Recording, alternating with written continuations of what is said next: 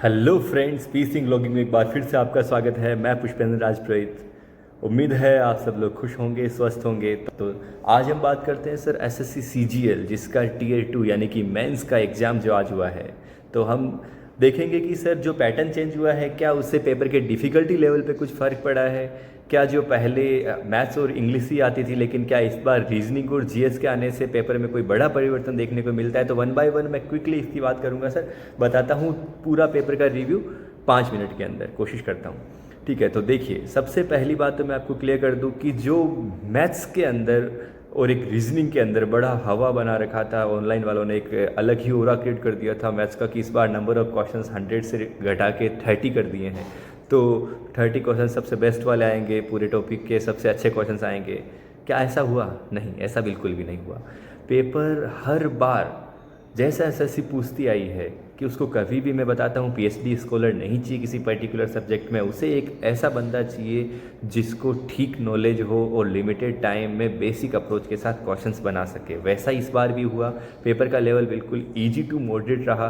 कैसे? जो आपका पुराने पेपर आप उठा के देख लीजिए, जो लेवल आता था मैथ्स का, लगभग वही क्वेश्चन इस बार भी आए हैं। इनफैक्ट पेपर का पैटर्न भले ही नंबर ऑफ क्वेश्चंस के डेफिनेशन पे चेंज हुआ हो या फिर जीएस और इंग्लिश ऐड कर दी हो, बट मैथ्स के लेवल पे कोई फ़र्क नहीं देखा गया। तो मैं कहूँगा जो मैथ्स का लेवल है वही रहा है सर, इजी टू मॉडरेट। अगर आपने ठीक तैयारी करी है, ठीक तैयारी का मतलब होता है कि आपने एक बार सिलेबस पूरा किया है, चाहे किसी भी ट्यूटर से पढ़ा हो, और एक बार आपने पिनेकल बुक निकाली है, 2 बार निकाली तो बहुत बढ़िया है, बट एक बार निकाली है और उसके बाद मेंस के आपने अगर 20-25 सेट भी लगाए हैं, तो मैथ्स के आउट ऑफ 30 28 करने से कोई नहीं रोक सकता। और रीजनिंग की बात करें तो रीजनिंग में यार ना, सब ऐसे सोच रहे थे कि लोग बोल रहे थे बैंकिंग का पैटर्न आ जाएगा, पजल आ जाएगी इस बार, बड़ी बड़ी लेंथी पजल्स। भाई लेंथी पजल कैसे आ सकती है जब उसको क्वेश्चन उसका एक ही देना है, समझ रहे हो? तो मैं पहले भी बोल रहा था, जो क्लासरूम में भी मैंने बच्चों को बताया था कि इस बार ना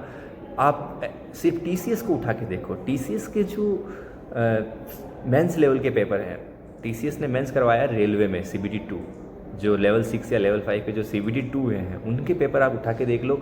वहाँ चाहे ब्लड रिलेशन की आप बात करो, उस पर बेस्ड जो पजल है, फ्लोर वाली जो पजल हैं, या कोडिंग डिकोडिंग की हम बात करें, सिलोक्स की बात करें, सारा पैटर्न सेम हूबहू वही है।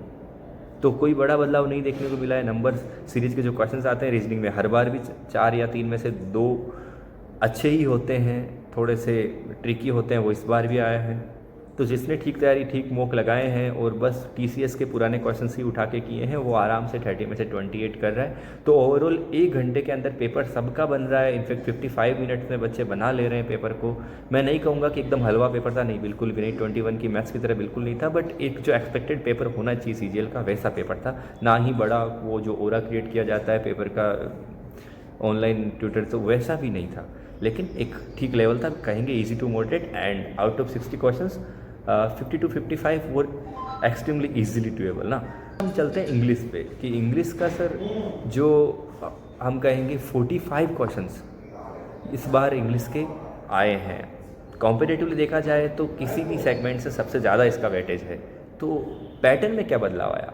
कुछ नहीं आया। जो सिलेबस में एसएससी ने बोला है कि सर 3 आएंगे आपके पैसेज, 2 आएंगे एडिटोरियल बेस और 1 आएगा स्टोरी बेस, ठीक वही हुआ। और पैसेज का उन्होंने टर्न या फिर हम कहेंगे थीम, वो भी पूछी, तो वो भी सेम पैटर्न है, कोई बड़ा बदलाव नहीं किया गया है।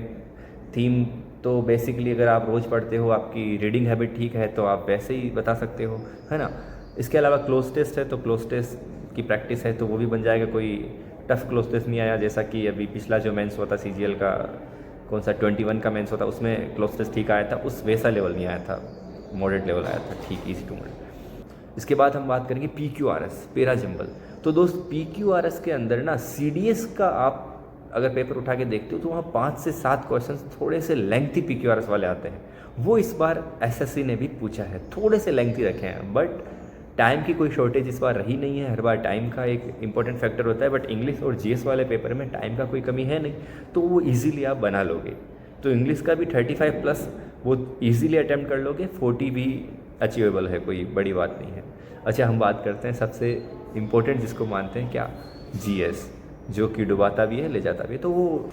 तो जीएस का जो सेगमेंट है उसमें देखो 12 to 14 क्वेश्चंस कर सकते हो आप, मतलब ऐसा नहीं है, इजीली कर सकते हो अगर आपने कोर सब्जेक्ट, जैसा मैं हमेशा बताता क्लास में कि कोर सब्जेक्ट है जो कि physics, chemistry, biology, history, polity, geography, economics और एनवायरनमेंट और साइंस एंड टेक, ये जो 9-10 जो सब्जेक्ट है, इनके एक से दो सबके क्वेश्चंस आते हैं, यानी इन 10 के ही क्वेश्चंस आ जाते हैं लगभग 14-15। इन पे अगर आपकी अच्छी पकड़ है तो इनका कोई भी क्वेश्चंस आप बना सकते हो, तो वो तो आएंगे, फिक्स क्वेश्चन है। इसके अलावा करंट अफेयर का वेटेज तो हमेशा एसएससी थोड़ा सा अलग पूछता है, वो इस बार ही पूछा, तो 12-14 क्वेश्चंस अगर आप कर रहे हो इस पेपर के अंदर तो वो एक अच्छी चीज़ है। और आगे जो एग्ज़ाम देने वाले हैं उन बच्चों के लिए भी मैं यही कहूँगा कि ना, आप अब कोर सब्जेक्ट वगैरह तो नहीं करोगे, अभी आप फोकस करो करंट अफेयर के जो जितने भी फेस्टिवल है या ये जो इंडेक्स वगैरह हैं, ये थोड़ा सा रिवाइज कर लो, क्योंकि उनके एक क्वेश्चन बनेंगे, 100% बनेंगे। उसके अलावा कुछ मत पढ़ो, आप मैथ्स, रीजनिंग, इन सब को बिल्कुल छोड़ दो।